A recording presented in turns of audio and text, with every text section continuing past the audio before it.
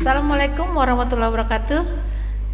Para pendengar podcast Marwah Muslimah Center, ketemu lagi bersama dengan saya Alvera Karnauli Situmorang alias Siti Aisyah di sore hari yang penuh bahagia ini setelah kita menyelesaikan kewajiban kita yaitu bulan suci Ramadan. Alhamdulillah hari ini hadir kembali bersama kita Ustazah Erika Suryani Dewi LCMA. Gimana kabarnya Ustazah? Alhamdulillah. Alhamdulillah bi khair, sehat walafiat. Alhamdulillah. Setelah kita berjibaku ya Ustazah ya dalam menjalani bulan suci Ramadan ini, banyak yang kita alami, kita nikmati gitu ya Ustazah ya. Ini setelah bulan suci Ramadan ini kan kita banyak yang apakah itu menjadi yang terbaik di diri kita atau menjadi yang tidak terbaik gitu. Nah, jadi bagaimana ya Ustazah dalam menjaga hijrahnya kita ini? Itu gimana ya Ustazah? Apa yang kita kerjakan pasca Ramadan ini Ustazah? Nah, ini banyak nih teman-teman muslimah kita yang di luar yang mungkin lagi menonton podcast kita ini ingin tahu gitu, gimana kiat-kiatnya gitu Ustazah. Boleh Ustazah kasih ilmunya Ustazah? Ya, bismillahirrahmanirrahim.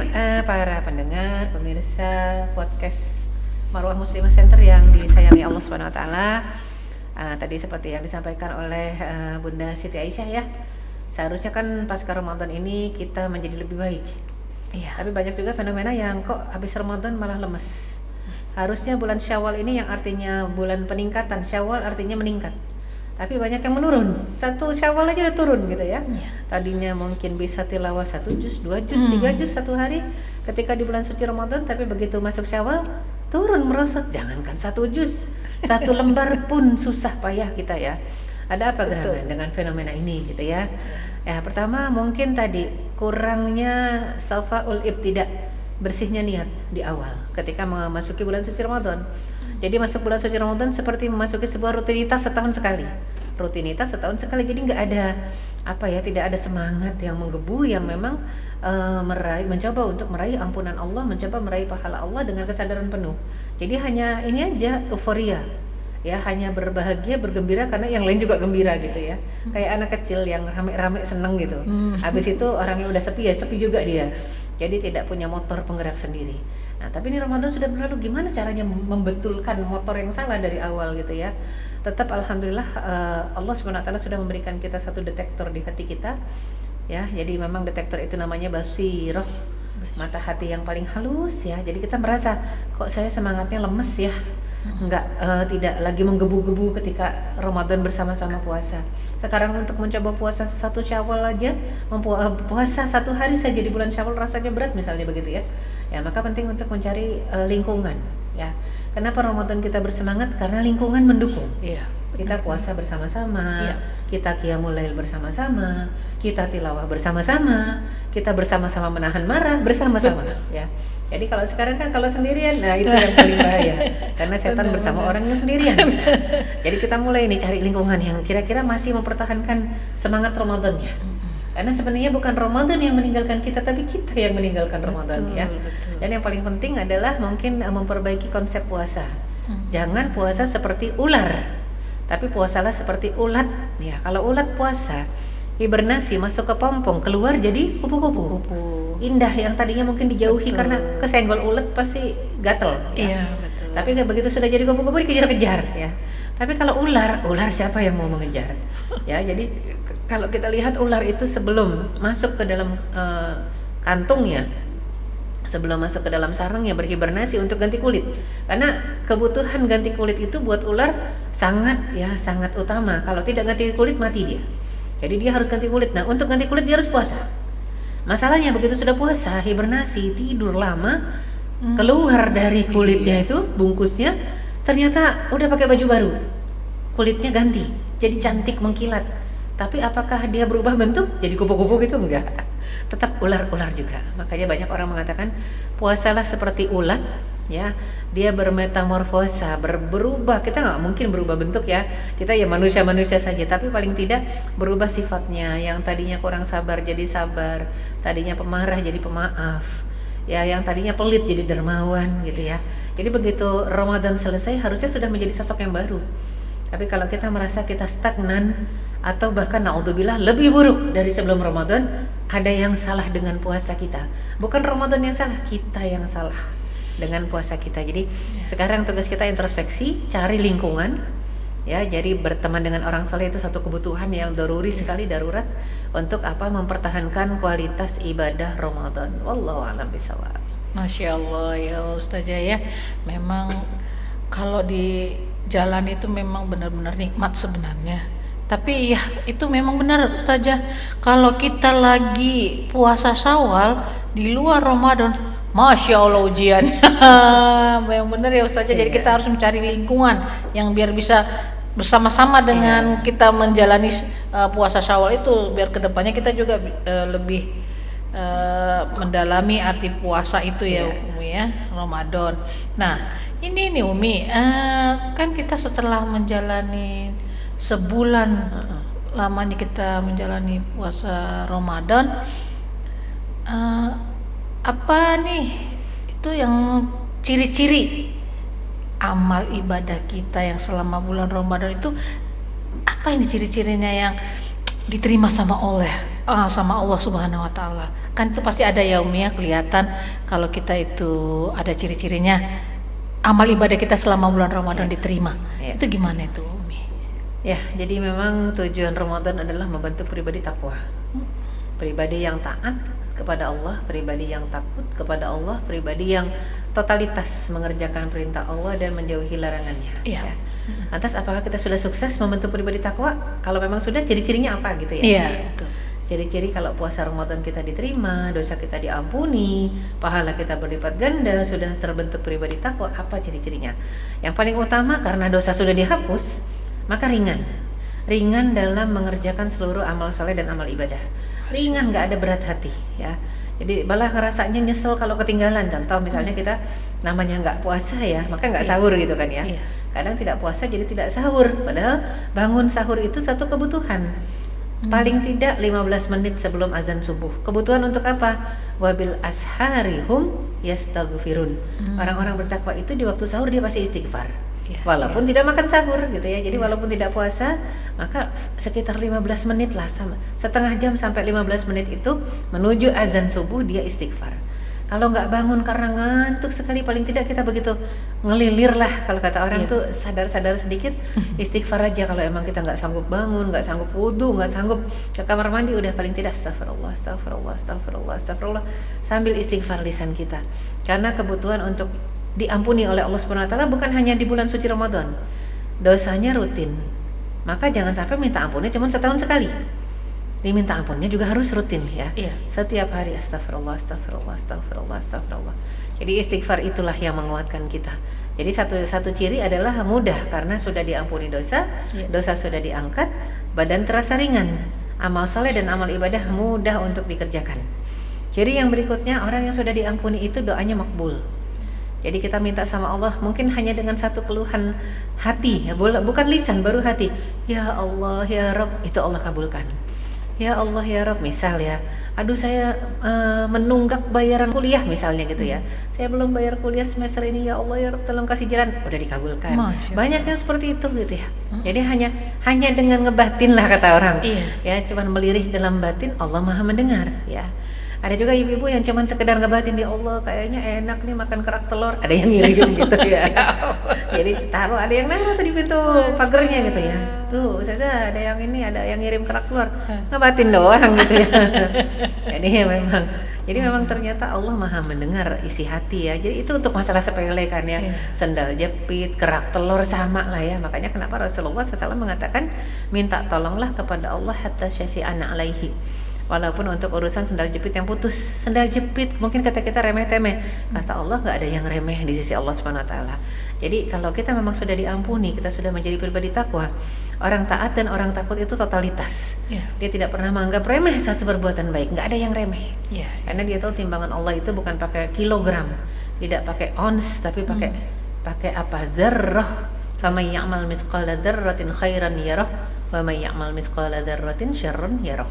Satu biji sawi, dzarrah, ya, satu biji atom kayak lasi yang hitam itu, itu seperti itu saja di sisi Allah ada timbangannya, ya. Sehingga kalau orang yang sudah bertakwa, sudah taat, sudah takutnya total kepada Allah, dia akan menimbang-nimbang untuk satu kesalahan sepele sekalipun dia ngerasanya dosanya besar, untuk satu kebaikan yang mungkin kata orang sepele, dia merasanya itu masya Allah kebaikan yang sudah sangat besar.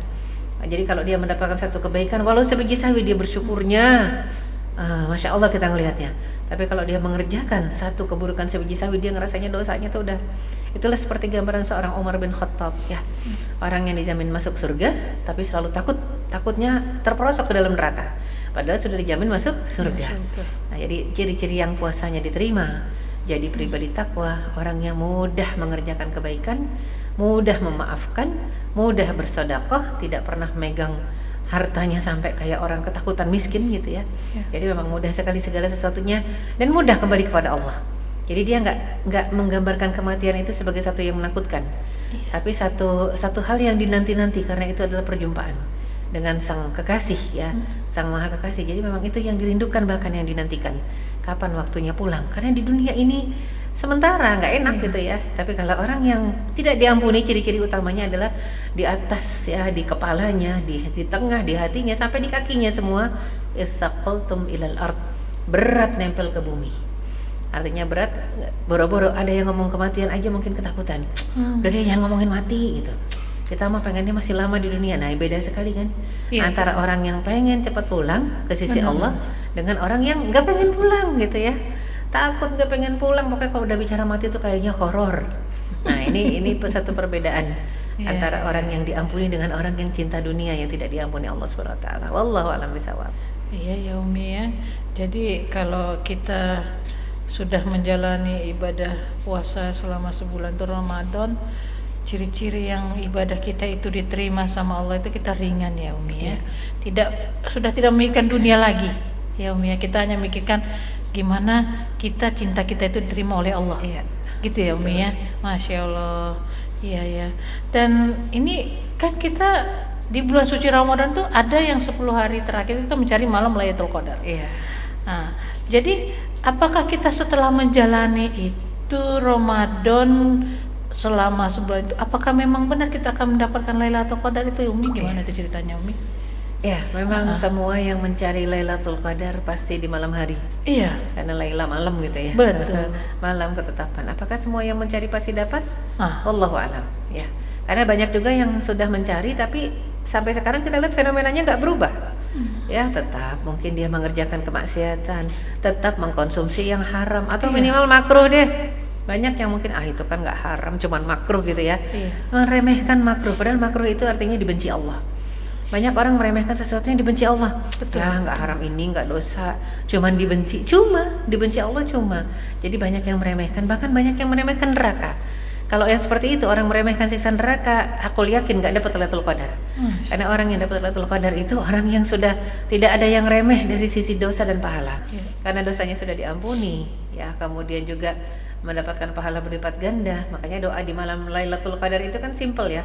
Allahumma innaka afuwun tuhibbul afwa fa'fu anni. Itu aja diulang-ulang. Allahumma innaka afuwun tuhibbul afwa fa'fu anni. Ya Allah, Engkau Maha Pengampun, ya, dan mencintai kemaafan dan keampunan, maka maafkanlah aku. Itu aja, cuman minta ampun intinya. Dan orang yang sudah diampuni oleh Allah SWT tadi disebutkan semua amalan yang dipegangnya, yang diurusnya, perkara semua yang berhadapan dengannya mudah tertangani, mudah selesai. Mengerjakan amal kebajikan, amal saleh itu mudah sekali. Meninggalkan kemaksiatan juga mudah sekali. Urusannya semua barokah. Kalau nikahnya sakinah gitu, ya. Rumah tangganya samara, kemudian rizkinya juga barokah, pekerjaannya jadi halal semua, akhlaknya juga jadi mulia. Nah, itu orang yang dapat Lailatul Qadar. Jadi ciri utamanya kalau kita dapat Lailatul Qadar seperti itu. Dan dia pasti akan berubah, ya. Yang metamorfosis itu akhlaknya. Kalau tadinya masih mengkonsumsi yang haram, pasti dia tinggalkan. Kalau tadinya mengkonsumsi yang makruh, dia tinggalkan juga. Dan dia tidak pernah menganggap dosa itu remeh di mata dia.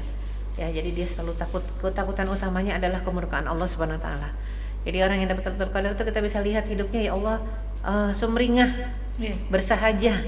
Mungkin boleh jadi makannya hanya dengan nasi dan garam, tapi senyum terus gitu ya. Nggak ada orang yang kelihatan kayaknya suntuk, udah makan daging aja suntuk. Ya. Makan daging mungkin darah tinggi ya. Jadi makan daging kambing malah suntuk, bukannya sumringah. Ya. Tapi ada orang kan yang justru darah tingginya kalau makannya garam gitu ya, darah tinggi. Benar. Apalagi kalau nggak ada lauk lebih darah tinggi lagi. Di manusia itu bermacam ragam, makanya kita bisa lihat ciri orang yang tidak mendapat rahmat Allah, tidak diampuni dosa. Ya boleh jadi juga akhirnya jadi nggak dapat Lailatul Qadar, nggak layak, bisa kelihatan dari kehidupannya. Hidupnya jadi penuh kesulitan, bukan rizkinya sempit, boleh jadi rizkinya banyak. Allah berikan, Allah gelontorkan, tapi di hati dia sempit. Iya, hati. Banyak rizki malah bukan bikin tenang, bikin deg-degan. Iya. Takut ada rampok tiap malam nggak tidur, nah itu bahaya. Ada orang yang naudzubillah ya, kalau ada orang dikasih susah tidur Iya. sampai insomnia, sampai tidak merasakan nikmatnya berbaring, itu justru matinya karena insomnia itu ada gitu ya. Allah buat mati karena nggak tidur gitu ya.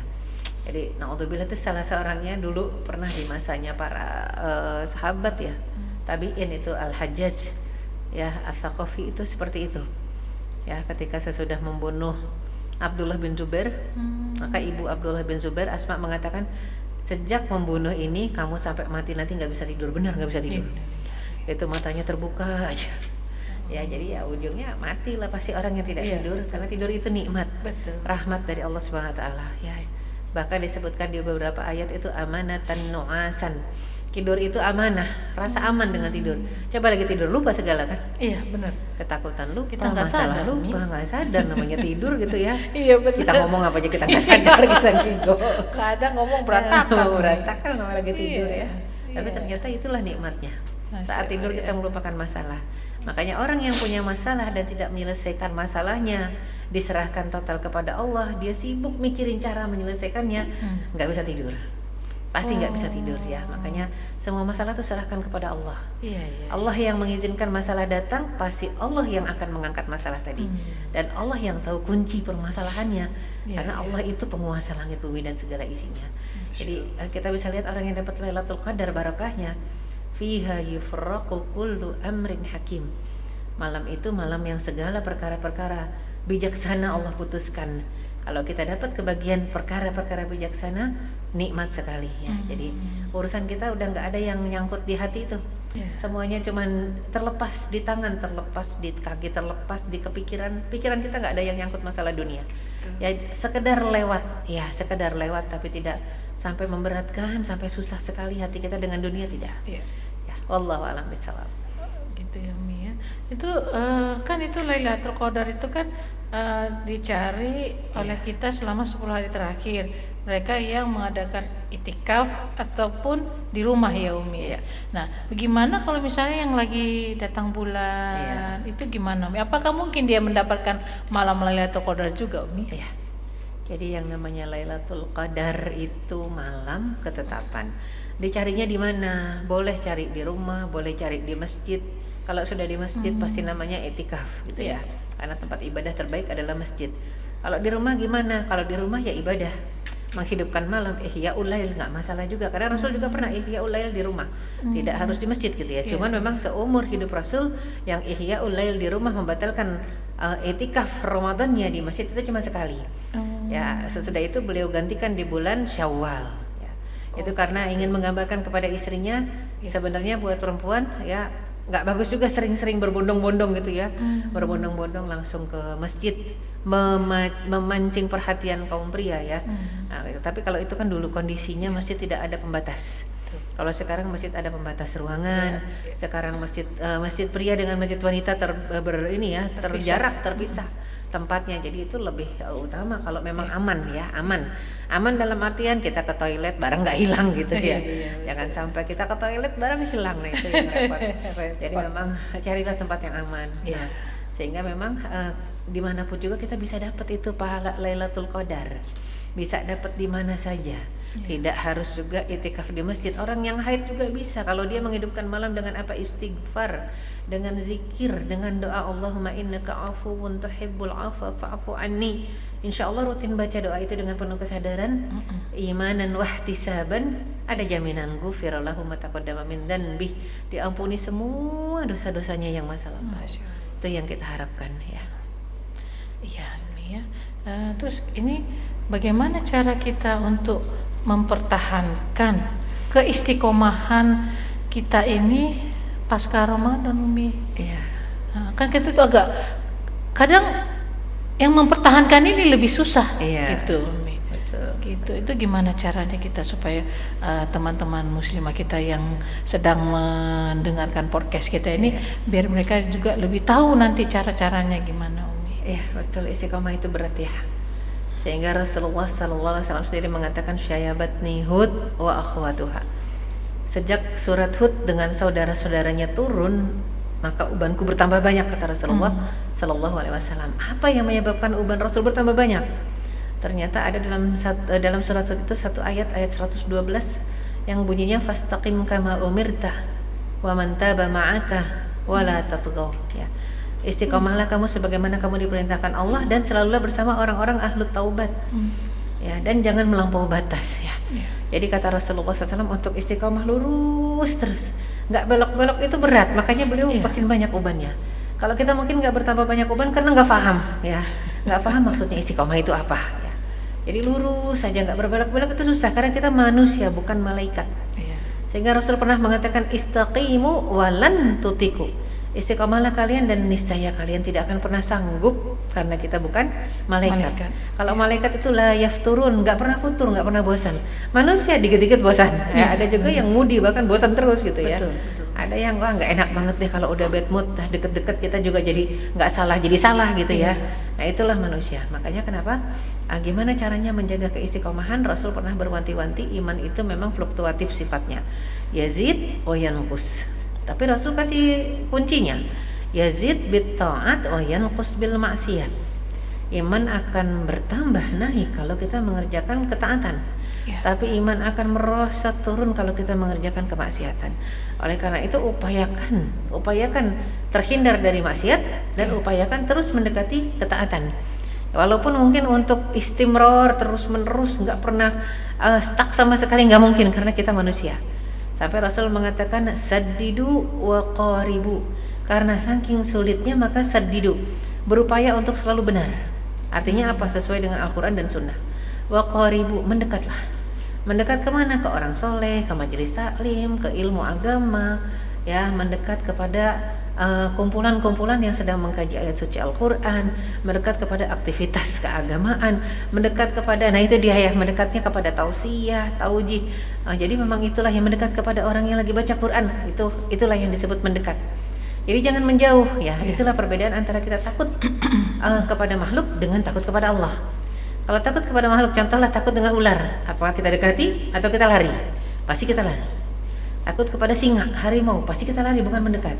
Tapi kalau takut kepada Allah, kalau kita lari salah. Maka kalau takut kepada Allah justru mendekat kepada Allah. Takut dosa, mendekatlah ya. Allah tuh kalau didekati lebih senang dibanding kita lari menjauh. Allah akan lebih menjauh lagi, dan itu adalah saat yang paling tidak enak rasanya. Dijauhi Allah, wah, rasanya kita loneliness, sendirian di atas muka bumi yang luas ini. Itu kalau kita lagi dijauhi Allah. Mau rame juga rasanya, aduh saya kok sendirian, jadi ketakutan. Sampai banyak orang yang stres ketakutan padahal di tengah keramaian. Rasanya kesepian, pengen bunuh diri. Nah, naudzubillah min dzalik. Itu berarti Allah sudah meninggalkannya sejauh-jauhnya. Itu yang tidak kita inginkan. Semoga Allah SWT menjaga keimanan kita, keistiqomahan kita ya. Menjaga kita istiqomah sampai waktunya kita dijemput Allah SWT dalam kondisi husnul khatimah. Amin ya rabbal alamin. Wallahu a'lam bishawab. Masya Allah ya Umi ya, sebenarnya kalau kita lihat fenomena kita ini, bulan suci Ramadan ini sebenarnya ujiannya setelah bulan suci Ramadan, bukan di saat kita menjalankan ibadah bulan suci Ramadan. Kalau saya perhatikan begitu ya Umi, karena kita itu kan harus mempertahankan. Iya, itu yang berat. Mempertahankan ini yang berat. Kalau melepas gampang. Iya, benar. Ya Umi ya. Jadi ya kalau dilihat ya perlunya kita menjaga keistiqomahan itu ya Umi ya. Ya mudah-mudahan sahabat Muslimah Marwah Muslimah Center yang berada ataupun lagi mendengarkan podcast kita ini semoga bisa lebih istiqomah lagi untuk menjaga imannya tidak naik turun gitu ya Umi. Apalagi kita ya namanya perempuan ini sering banget tuh Umi naik turun ya kan, apalagi setelah bulan suci Ramadan ini banyak ujian-ujian yang kadang bisa membuat kita itu jadi turun imannya. Nah itu yang alhamdulillah Ustazah Erika sudah memberikan tausiah atau cara-cara gimana kita untuk menjaga keistiqomahan kita setelah bulan suci Ramadan gitu ya Umi ya. Mudah-mudahan para sahabat kita Marwah Muslimah Center tetap menjaga keistiqomahannya setelah bulan suci Ramadan, karena ujiannya setelah bulan suci Ramadan ya Umi ya. Ya betul. Jadi memang kata Rasul tadi kan qaribu ya, mendekat. Ayo kita sama-sama menguatkan menguatkan diri kita, iman kita. Kita sama-sama berkumpul mengkaji ayat-ayat suci Al-Qur'an. Di Marwah Muslimah Center ini banyak aktivitas, banyak kegiatan untuk para muslimah bergabung maka ditunggu kedatangannya di Marwah Muslimah Center. Dari bulan Mei ini sudah mulai banyak aktivitas, ada parenting insyaallah ada daurah janais memandikan jenazah ini. Kalau yang bulan Mei insyaallah ada untuk para ikhwannya Ikhwan, ada instruktur ikhwannya, ada pelatihnya ikhwannya juga ada ustadz itu yang ngisi dokter Jadi insyaallah sudah mulai aktif lagi kita di bulan Mei. Masya Allah. Jadi Mei, Juni, Juli, Agustus insyaallah sudah ada kajian rutin nanti di Juli kajian tafsir rutin tiap Senin, kajian fikih juga tiap Rabu, dan kajian hadis di tiap Sabtu. Jadi kita tunggu kehadirannya. Itu di bulan Juli udah start insyaallah. Sudah ya Bu ya. Insyaallah. Dan kita juga nanti ada beberapa beauty class Ada itu beberapa beauty class juga, termasuk demo rias pengantin. Masya Allah. Sekaligus yang mungkin paling happeningnya bersamaan dengan Milad Marwah.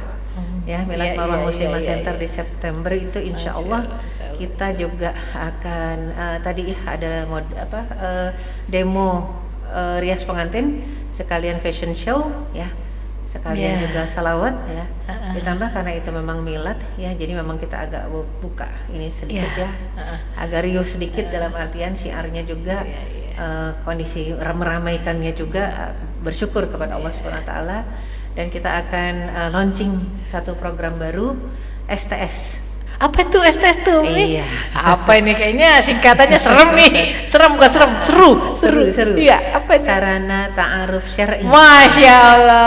Jadinya kita akan mewadahi muslimah dengan para muslim yang memang sedang berikhtiar mencari pasangan. Nah, ini yang dicari nih Umi. Jadi mungkin kalau orang umum bilangnya biro jodoh gitu ya. Iya. Tapi memang ada syaratnya. Ikuti dulu kajian kajian daurah munakahat atau pelatihan pranikah. Di September full insyaallah 5 pekan. Full ya Umi ya. Tiap hari Ahad 5 pekan Ini seru nih. Pokoknya kalau yang penasaran tanya langsung ke Marwah, ada kontaknya. Tanya ke nomor telepon Marwah, kontaknya insyaallah. Itu di September, masih lama ya, kita nih April. Insyaallah semoga kalau ada umur, Allah berikan umur kita dalam ketaatan di jalan Allah, dan insyaallah kita masih punya Mei, Juni, Juli, Agustus sampai September, masih ada 5 bulan persiapan untuk bersiap menikah atau mencari pasangan. Insyaallah ikhtiar ya. Tapi harus ikut pelatihannya, pelatihan pranikahnya. Dari cara memilih pasangan sampai nanti walimahnya. Semoga betul-betul dalam lindungan Allah, jadi satu ibadah tersendiri. Amin ya rabbal alamin. Berarti itu nanti kita pihak Marwah akan mengirimkan flyer-flyernya ya Umi biar para sahabat Marwah Muslimah Center kita ini mengetahui gitu Umi gitu. Dan diingatkan flyer, betul. Ingat lagi. Nanti itu kan kita ada podcast lagi ada insyaallah menuju hari H. Teman-teman para sahabat Marwah Muslimah Center, ayo kita ramaikan Marwah Muslimah Center dengan kajian-kajian yang telah disebutkan tadi oleh Ustazah Erika. Nanti kita akan kirimkan ke para sahabat Marwah Muslimah Center flyer-flyer yang akan acara yang akan diadakan di Marwah Muslimah Center. Jangan terlambat untuk berkumpul dengan lingkungan kita yang bisa menjaga keistiqomahan kita setelah bulan suci Ramadan. Marwah Muslimah Center akan mengadakan kegiatan-kegiatan yang sangat bermanfaat untuk kita semua. Amin. Amin, amin ya rabbal alamin. Baiklah, Umi, apakah ada pesan-pesan yang mau disampaikan untuk para sahabat podcast Marwah Muslimah Center kita ini? Ya. Terakhir mungkin gak terlalu terlambat ya, masih di bulan Syawal. Ya. Masih saling mendoakan taqabbalallahu minna wa minkum. Semoga Allah SWT menerima seluruh amal ibadah dan amal soleh kita di bulan suci Ramadan yang telah lampau ya. Baru beberapa hari kita ya melewati, kok kayaknya udah lama gitu ya. Betul. Minal aidin wal faizin. Semoga kita menjadi orang-orang yang kembali kepada fitrah, menjadi orang-orang yang menang melawan hawa nafsu, menjadi orang-orang yang lulus meraih gelar takwa. Wa kullu amin wa antum bi khair. Semoga setahun mendatang menjelang Ramadan lagi kita selalu berada dalam kebaikan, ketaatan di jalan Allah dan menjauhi segala jenis maksiat. Amin ya rabbal alamin. Terus mendekat ya ke dalam lingkaran kebaikan. Semoga Allah mudahkan jalan kita menuju surganya dan keridhoannya. Amin ya rabbal alamin. Baiklah para sahabat Marwah Muslimah Center, marilah kita tutup podcast kita ini dengan kafaratul majelis. Subhanakallahumma wa bihamdika asyhadu an la ilaha illa anta astaghfiruka wa atubu ilaik. Sampai ketemu lagi sahabat Marwah Muslimah Center. Assalamualaikum warahmatullahi wabarakatuh. Waalaikumsalam warahmatullahi wabarakatuh.